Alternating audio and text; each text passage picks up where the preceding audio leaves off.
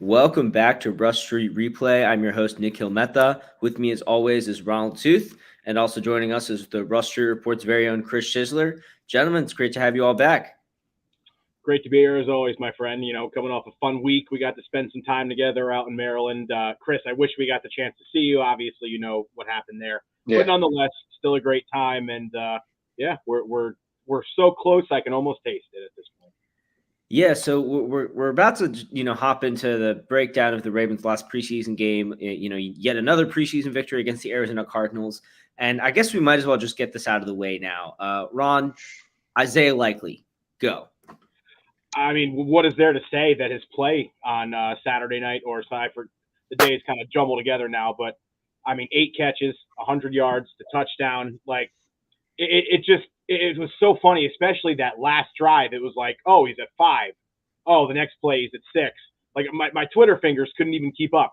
And then it was the funniest part to me was on his touchdown catch. Everybody knew he was getting the ball, and still just makes the powerhouse catch, just brings it in. Like the guy looked nothing short of unstoppable. And of course, we had to temper expectations given the circumstances and the sort of talent he was playing against. But every single game he's gotten better and better. Or this is only the second game, but more we should say every single week when we talk about practice. And it's just, he started off hot, and he's one of the few guys that has that not only hasn't cooled down, but has just continued to get better and better and better. And it's looking more and more like he could end up maybe being that de facto wide receiver 2 this year. You know what I mean? Andrews is going to be the main target haul, of course. But then there's Bateman, and then all these questions of, who's it going to be? Is it going to be Wallace, this guy, Prochet? It could end up being Isaiah Likely. So, I mean, kudos to him. Hell of a game. And it's nothing that I didn't see coming. Yeah, Ron. I'm sorry. No, I mean, it's one of the things where, he is exactly as advertised. All the hype coming out of camp is, very real. And as much as you can in the preseason, he looks like he is the real deal. And of course, he hasn't played against, the top, your Derwin James or your top players in the league. And so there's certainly going to be a curve of some sort. But seeing him perform so well does give you some optimism about just his general ability to contribute as a rookie. Absolutely. So moving on to kind of the rest of the Cardinals game, now that we've gotten the Isaiah Likely highlight train out of the way, let's start with the rookie class. This is an impressive rookie class. The 10 other rookies other than Likely have all kind of had their ups and downs throughout training camp. It's a fairly strong class as usual of undrafted rookies. So Chris, let's start with you. Which rookie not named Isaiah Likely impressed you the most? Pepe, Demarion Williams is a guy that just keeps on playing confidently. He would have had 2 interceptions if he could have held on to one against the Titans. He holds on to one against the Titans. We're talking about back-to-back weeks with an interception in the preseason. He's a guy that I'm really excited about. I just love his swagger. I love his confidence, and I'm really happy about Demarion Williams. I think he could end up being the nickel by halfway in the season if Kyle Fuller gets hurt, or maybe he's just not living up to expectations. I could see Demarion Williams being a huge role in this, and the ball skills that he has and the ability to jump routes and really make quarterbacks pay for mistakes. He's got a bit of Marcus Peters to him in terms of his swagger, and I could see him being a young guy on that trajectory. Cortland Finnegan was always my comp. I mean, I say it here every week, and I just more and more it's looking kind of that way. He's just so hard-nosed. He really is been like such a benefit, and he's going to be one of those like, oh, Eric DeCosta did it again in the late rounds. He's very much looking like one of those guys. Mm-hmm. Yeah, before I get started, I just want to say hi to Dre. Thanks for tuning in. A friend of mine big Ravens fan from Colorado. And yeah, I mean, I think I like both of those guys. I'm gonna go a little bit off the beaten path. Go with Josh Ross, the undrafted rookie middle linebacker out of Michigan. Mike McDonald was raving about him the other day, or I think yesterday after practice, just how comfortable he is in the system, how comfortable McDonald feels with Josh Ross. And it's getting to the point where, I'd be surprised if he didn't make the roster. I know Christian Welch has that edge on special teams, but Ross's comfort in the middle of that defense and, his connection with McDonald with the new defense can't be understated, and could totally see him making the team because he just looks so good, so fluid, both stepping up to stop the run and dropping back in coverage. So he probably impressed me the most. Moving outside of just rookies and thinking about the players that were most impressive and also most disappointing, I think one of the guys that also really stood out to me was Tyler Huntley. I think that Huntley continues to show that he can be a starter in this league. And, I was impressive, you're saying. Sorry? You're saying for impressive. Yes. Yes. Okay. We flipped to disappointing, and then you're like, Bo, okay. Just so people don't get confused. Yeah, he was certainly very impressive against the Cardinals. Clinical with his passing, obviously having Isaiah Likely to throw to helped, but you have to look at how he does in all of these games. And yeah, again, preseason, all the same caveats that come with that. But when it comes to just stepping up and playing football in a game, Tyler Huntley is really good at that. I think he has the talent to be a starter in this league. I do think it takes building an offense around his strengths, and I'm not sure how much a team that is going to would be throwing a dart, taking a flyer on Tyler Huntley as a starting QB, would be willing to then build their offensive roster around him. That's probably my remaining question about his ability to be a starter. Disappointing. I feel like I keep bringing up his name, Dalen Hayes. I want to see more out of him. I want to see more out of who would be maybe our potential third edge rusher, because it is a position, I would say, in the last few years of the draft, the Ravens have not prioritized enough, and that's really coming home to roost right now when Odafeo is really the only main pass rusher we have. So I'm curious to see what Hayes does in this third preseason game, just because he should have a lot of opportunities to rush the passer.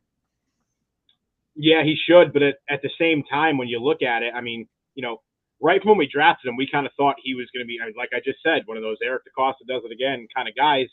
And it hasn't, and whether it's injury or otherwise, like it just hasn't, even the week we were at practice, we saw it. He wasn't really standing out in the minimal time he was out there. And it just, I don't know, man. Hopefully he can turn it around, but he hasn't done anything to show me that he deserves any substantial snaps. And of course, who am I? But most people, I'd imagine, would say the same thing. Yeah, for my disappointing guy, I'd say Christian Welch. You talk about a guy who had an advantage coming into camp as a guy who's probably going to make it. And now I kind of think Josh Ross has a spot. I think he has a spot, especially because there's no reason Josh Ross can't play special teams. There's no reason they can't get him doing that. And I just think Josh Ross is a player who jumped around, made a lot of plays, was aggressive, read his keys well. And I see a little bit of a trend with Ravens linebackers being a little too timid and not going after it. I thought Welch was a little flat-footed, and I just haven't been impressed. I liked him in practice. In the preseason games, I really have not seen it from him, and that's a little discouraging because, again, he's a guy who's supposed to have the advantage. Yeah, I think in training camp, I definitely had Welch kind of holding off those undrafted linebackers, but it's clear in the preseason games that at least Ross just brings a little bit more to the defensive side of the ball. And when you don't have a clear settled second inside linebacker, when you're going to be rotating between Harrison and Bynes, that is going to mean like guys like Josh Ross are going to get some chances. Your fourth guy is probably going to get some more chances than he normally would. And at that rate, then you're like, okay, let's see what Josh Ross can give us. Because again, this team knows its undrafted linebacker history. There are, I think, 5 guys off the top of our heads that we could name. And so that they're saying, okay, well, we have to see what we found in this one. And I think again, the undrafted free agent thing, it is a push from the general manager's office. It is they're willing to give an undrafted free agent a little bit more of an edge in a roster battle, because they know it helps attract undrafted free agents in future draft classes, and it's lets them go back to that well over and over again. Yeah, we've been kind of waiting for that. 'Cause I didn't give my disappointing guy yet. You're getting a little ahead of me, but just to kind of go off with what you were your point there about Welch. This is what we've kind of been waiting for, seeing which of these younger guys, if any of them, was going to be able to step up enough. And we've been waiting a while, even through, the most most of the first month of training camp, we've been waiting to see who that guy was going to be. Guys like Diego Fagot, who we'll talk about after, but just, it's really nice to see one of them finally kind of emerging from the pack and showing that, like, they're not just going to be, if we can keep them, it'll be practice squad or like special teams. Like, it looks like we might have a player in Ross. And maybe that's been the case all along, and he's just kind of taken a little while to adjust. Obviously, McDonald, to your point, has made some raving comments about him. So, yeah, we'll see. But my most disappointing guy, and we kind of saw it right from the rip, was Brandon Stevens. That secondary is looking more and more stacked by the day. He may be lucky due to the fact that Jalen Armour-Davis hasn't been able to be out there much. He's been hurt. So Stevens is going to still get his share of the snaps. But, I mean, right from the first play, the boneheaded 15-yard penalty, like, the dude was past the white. It wasn't even like he was almost on the benches when he shoved that guy. It's like, what are you thinking? So that was stupid. We saw he got torched by Andy Isabella a couple times. Like, maybe the transition to being more of a corner has kind of been tough on him. I'm not really sure, but I didn't really love what I saw, and hopefully he can turn it around because he's one of those guys that we could end up needing. So, I mean, we'll see, but I didn't love it.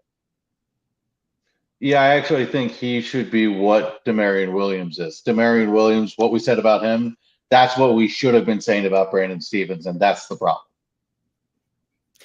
Yeah, and I think with Stevens is facing both kind of moving positions around and kind of, I know he's not like necessarily listed as a safety, but I know he is trying to also learn the safety spots in this defense to be able to play. And so I think that is one of the other things is he is one of the players that has probably the most going on in terms of assignments. I do wonder if like his eventual best landing point is going to be safety in the NFL.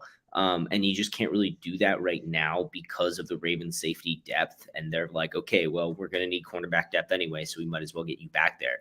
I think that might be the thinking around Stevens, which makes sense. It's not bad to have a safety who can also play cornerback if you need him to. And it's funny because he came in as a corner. Yeah, and the Ravens kind of announced their intention to convert him to safety kind of from the rip. And then obviously Deshaun Elliott's injury had to step up a lot, played pretty well. I felt like improved importantly as the year went on. And so it's the kind of thing where, Chuck Clark had a press conference today talking about, asking to be traded after the Ravens, then realizing he wasn't going to be. And he's just like, okay, I got to go earn my spot. The Ravens kind of on the flip side of that are like, hey, we didn't really plan to have Kyle Hamilton fall to us, but we're going to take him. And even if that, means we have to flip Brandon Stevens back to corner for another year until we have another safety spot cleared up, we'll have to do it. I think they make the best of it. But we're talking about the defense, and I think it's worth talking about Mike McDonald at this juncture, just how different this defense looks, how many different coverage looks they seem to have.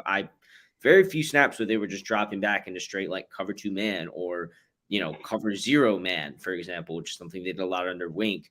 What are your early impressions of Mike McDonald's defense? Again, it's the preseason. They're trying to put players in specific roles and work out the kinks, but what are your early impressions? Well, first of all, I guess my first sort of, having a brain fart here, fellas, don't mind me. At a first glance, I would probably say that for me, it's interesting. I expected it to be like not a carbon copy of Wink's defense, but more like, it's that, but maybe with a little added wrinkles. But it has looked very different. Just even to the sort of average viewer's eye, if you look at the defenses from what we've seen in the preseason so far and last year, there's some interesting things in there that kind of set it apart. And to your point, the coverages have looked very different too. There's a lot of cool things going on. It's just very interesting. Yeah, sorry. Yeah, Chris. Go.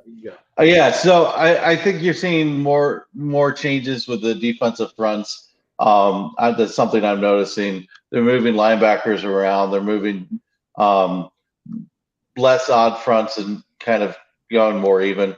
And it's almost like a 4-3-3-4 kind of a combination. I think it's a lot like Martindale's defense. I just think they're moving a little bit more, and I think they're being a little less strict on Martindale's version of coverages. Martindale, you kind of knew what you were getting. With McDonald, you know the core concepts, but you don't know how he's going to present them. Martindale, I think, got to the point where it's predictable, and I kind of maybe if you didn't watch the Ravens every week, it wasn't predictable. But yeah, I really also am curious how much we're actually seeing. It's preseason. I honestly wonder if we're being thrown some red herrings. Yeah, I mean, I know one thing I've seen a couple times is some of those stunts and twists that they've used to free up OA, that Wink used to free up OA in years past. And I think that's something we're going to see a little bit of early in the year, without having, just a consistent edge rushing presence. We're going to be using the defensive line depth that we have to try and just free up more free runs at the quarterback. So I think that they were kind of working on those in the preseason. I also think the other thing is, kind of the point of McDonald's defense is to not necessarily know what to expect, is to be adaptable to your opponent, to be a little bit more pliable depending on the exact matchups you have, and exact down to, edge rusher, which edge rusher is lining up versus which offensive tackle.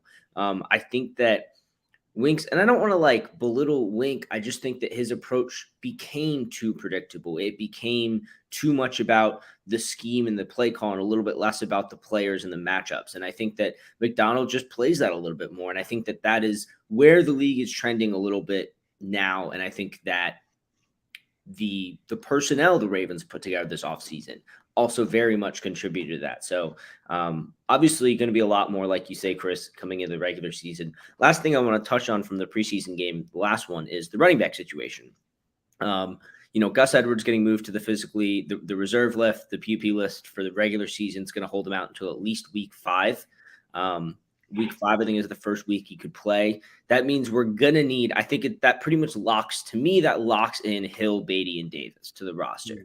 The question really now is Dobbins, who has seemed to make strides in practice. I'm feeling better about his situation and his ability to at least to be playing, to be active, even if he's not taking the lion's share of the role. How would you guys want to split up the running back roles in the event? Like I kind of expect that Dobbins is available, but not full time, and then you have Hill, Beatty, Davis on the roster with Edwards on the PUP. How would you split up the running back roles to start the first few weeks? So, first of all, I would say I would probably expect Dobbins right now, because he has looked good, but everything leading up to now has been a matter of caution, a matter of being a little more pensive. So I would say he probably gets, maybe 4 to 5 carries in the game. Who knows? Maybe he looks really good and they end up throwing him out there for 15. But assuming they really kind of slowly ramp up the in-game stuff like they've been doing in practice, Beatty, especially he caught the touchdown the other night. He looked good. None of the running backs looked superb the other night, but if I had to pick one to give the sort of lion share of the carries to right now, I'd probably go Beatty just because of the youth and the explosiveness. But Mike Davis is more of the veteran, so I'd imagine he'll probably be the one really getting the bulk of things, at least to start the game in the first quarter, sort of the first and second down work. And, you can sprinkle Justice Hill. I think Justice Hill will almost definitely be the third down back. Then again, you kind of want Beatty in there too because of the pass pro, and he looked really good with that.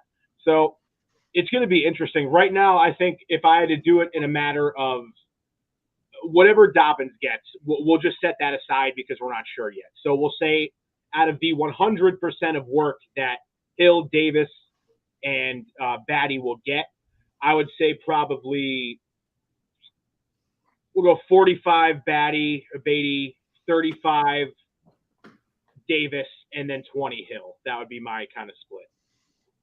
Interesting. Chris, you have any specific thoughts on or any general ideas how you divide up those roles? Well, I think it depends on what you want to do on third down. I think Justice Hill is your best pass-catching running back. I think Beatty is your most explosive running back. If it is a 3rd and 2 and you're playing overloaded one side and then you're doing a weak counter, you kind of want Beatty in there because I think he gives you that breakaway ability. Justice Hill is the third down running back for me because he's a veteran, and you sprinkle Davis in there, Beatty in there situationally. Davis, I think it's the goal line carries. I think Davis gets the first down work, kind of like Ron said. So that's kind of where I'm going. Yeah, I think for me, I kind of expect Dobbins to take anywhere from a quarter to a third of the work to start the season. I think if he was 100% healthy and it was just him, for example, he would be taking 75 plus, to give you an idea of like how much reduced I think his role is. And so, if he's taking a quarter to a third of the work, let's just say a quarter to have, to keep it on the low side to start, I'm pretty much going to divide that up evenly between Beatty, Davis, and Hill. I might give Davis and Hill maybe 30% each and give Hill 15. I don't know if that math works. I don't know if that math works out, but yeah, it does work out. Like that, and yeah.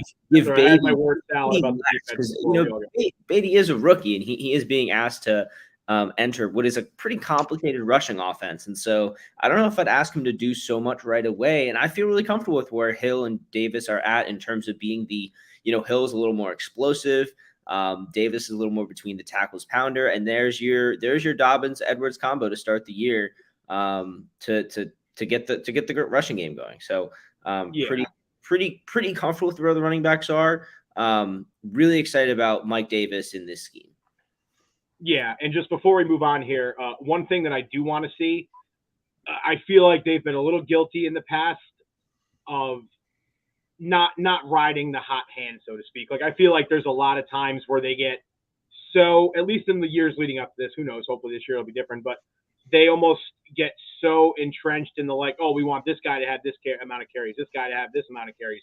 I mean, I feel like we saw that a lot in Dobbins' rookie year. That was a big, like, it's like, dude, he just had 3 carries for 16 yards. Oh, let's get him out and let's get somebody else in. Like, I want them very much to go with the flow more this season as opposed to just going in with a game plan of, we want X to get 15 carries, Y to get 10, and like feel like they have to stick to that. Because I feel like all these guys, when they get in a rhythm, can do some real damage. But the stop and start, hot and cold thing, it can really, I think, it can really throw off a running back.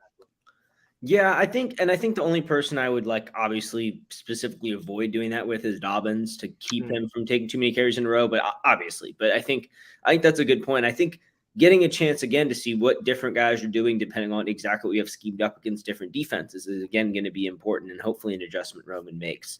I mentioned Gus Edwards going on the PUP. The other moves that were made, nothing crazy surprising. It was a little surprising to see Jalen Moore cut just because he had been so consistent in camp and just seemed to have a solid rapport with Jackson as a receiver. But it seems like he just didn't offer, anything different enough to this roster. Same with Bailey Gaither, Slade Bolden, undergoing sports hernia surgery, and then just cutting off a little bit of the extra depth, Diego Fago, the linebacker, and Jerry Jones-Smith, offensive tackle. Nothing I felt too notable about that. And then the injury updates, it's nice, Marcus Peter and Dobbins have been back out there a little bit more the last week. You've got Tyler Linderbaum seems to be fine. It seems like, knock on wood, it seems like it was not his list, Frank. So that's really excellent news for his ability to step in. Also potentially freeing Pat McCarry up to play tackle if needed, because obviously Ronnie Stanley is yet to return to practice. Any main reactions or thoughts about those updates? No, very chalk. I got nothing. Yep. It's kind of Yep. It's kind of funny. It's you start at 90, then you go down to 85. Then you go down to 80, and then you drop all the way down to 53. And that's when, all the moves start coming. So they're not a lot exciting right now. So then moving on, I think, before we go to Chris's trivia corner to end it, just real quick, let's go through what battle are you looking for, whether it's a roster battle or position battle. What are you going to watch the most closely in this final preseason game? Why don't you kick us off for this one, Chris? All right, so I'm really looking for right tackle. Does the rookie, Daniel Falale, push Morgan Moses at all? Does he get his starting job? He's played a lot in the preseason. He's been very impressive. And Morgan Moses, when I was at camp, was struggling against speed off the edge. If Juwan James is starting at left tackle, right tackle to me is up for grabs more than it should be. I'm looking to see if Morgan Moses holds on to the starting job. I expect him to, but I'm really impressed with the rookie from Minnesota. Yeah, I dig it. It's funny because that isn't one you would really think of, or heading into this you wouldn't have really thought of. It would have seemed like such a lock that it's like, oh, Moses. But to your point, everything we saw of him was having a little bit of trouble with those speedy guys on the edge. So who knows? Maybe Falele can come in and kind of steal the job at the last second, or at least fight for some reps and kind of shorten Moses' leash. You know what I mean? So for me, it's one we've kind of talked about already. And it's interesting because most people's minds would go to wide receiver, but now I feel like that's kind of like we know what it's going to be. Like we know who the top 5 is going to be. They didn't bring in Demarcus Robinson just to cut him 2 weeks later. You know what I mean? So it'll be Bateman. $900K guaranteed. No, yeah. So it's Bateman, Prochet, Duvernay, Wallace, and him. And, you know, whether it's Shamar or Polk who gets that practice squad spot, maybe both, who knows. But either way, it doesn't seem like they're going to keep 6 receivers on the active roster. So those guys are really just fighting for practice squad spots at this point. For me, it's the middle linebacker 3. Can Christian Welch hold on to that, you know, special teams valor with all his life and fight off Josh Ross, or is Ross going to come out and be all over the field again like he was this past weekend, you know, sniffing out screens, getting through the line of scrimmage, pounding people, you know what I mean? I would kind of bet on the latter in that one, but it is going to be interesting to see. And it'll, in hindsight, when you look back at the beginning of the camp and we reach the end, if Welch is that guy who ends up getting bounced, it will be a surprise. Yeah, I think for me, it's got to be left guard. I am fairly convinced that Tyree Phillips has won the job, but Ben Cleveland has been pushing, and then he misses a few practices, so it just seems like he hasn't built up enough momentum. And Ben Powers, it seems like they want to keep around, but more as insurance, as a versatile interior offensive lineman that can play center in a pinch too. So I think I'm watching most closely there, not because I think the usage will determine anything, but I think just because how different guys play will really, really solidify who wins the battle. Because I would understand a desire to get Cleveland in there because there's more time left on his contract. You could argue that maybe he's got an even higher ceiling than any other of the guard candidates. And, getting him a starting job, getting him consistent playing time early is going to benefit him. But at the same time, Phillips just feels like he's had a lock on this job, like all of camp, very quietly, because he hasn't done anything really poorly. The only thing he's done really poorly is play offensive tackle, and that's just telling us that he's not crazy useful as depth because he can't really play tackle. For example, there's no reason to keep him as a backup and start Cleveland because you might want Phillips elsewhere. The way, we drafted Linderbaum to start at center, so Makari would be able to be that guy. So I think that's what I'll be watching them closely. Not to be a total hater, just to kind of put a cap on that. Not to be a total hater, I think whoever we end up getting for that spot, it's going to be a position we're all complaining about at least a little bit. It's going to be the roughest spot on the offensive line, I think. I mean, I don't know about roughest spot. I actually think that's probably going to be left tackle. Ronnie depending. Yeah, but I also think it's a healthy competition for Powers, who should be able to start at guard somewhere in this league. Cleveland, who is the most potential, and Phillips, who just seems like the best right now. I didn't even really feel like it was a weakness last year, even though it was a revolving door. I didn't even really feel like left guard was a weakness. Obviously, it wasn't the strongest part of the team, but it didn't stand out any more than tackle did, for example. So we'll see. But I think that if you give Phillips the ability to just hold on and claim a job, he'll be pretty good. The last part of our show today, since we have Chris on. Let's go. Let's go. All right. So, guys, last time you did pretty well. So I have a theme. It's a very grounded trivia question. The forgotten man of the Ravens Ring of Honor is Ernest Biner. How many years did he play in Baltimore? That's the first part of this question. How many years did he play in Baltimore? 4. I couldn't even tell you. Yeah, I mean, for diversity's sake, I'll say 3, 2. I don't know. He got 2. What do you mean diversity sake? All right. So Biner had Yes, 4, and 4 seemed like a decent answer, but I don't think it's longer than 4. Yeah, Biner only had 2 years in Baltimore, and he's on the Ring of Honor. Yeah. Yeah, that was an Art Modell thing. He's 17th all time in Ravens rushing yards. Out of these 4 players, who has the most rushing yards? Biner, Terrence West, Buck Allen, or Bernard Pierce? I'm going Bernard Pierce. Give me the 4 again. Is it Terrence West, Biner, Buck Allen, or Oh, I might go Buck Allen instead. Oh, No, I think it is Pierce, Allen though. played. I feel like Allen played or like was the primary back for more games. No, I feel like Pierce was the primary back for more games than Allen. Yeah. So I feel like it's got to be. I'm going Pierce. Of those 5, I feel like it's got to be Pierce. and it is Pierce. Let's go. Let's go. All right. One So, yes. All right. So, the last, hold on. I got out of my documents thing. That is insane that Bernard Pierce has more rushing yards than Ernest Biner. As a Raven. Actually, Biner doesn't even have 1,000 yards as a Raven. Wow. It's a little under 1,000. It's not great. Which Ravens? I'm sorry, I did get it wrong. It's Terrence West who had the most. Really? Yes. Wow. I'm gonna double check on that one because that one seemed weird to me too. Which Ravens player leads in average yards per rushing attempt for the franchise? Average yards per attempt. Is there a minimum number of rushes? There is no minimum rushes. Then that's easy. That's why it's a fun question. And it's easy. You got to stop trying to trick me, man. I sniff out the tricks. Ron, do you know it?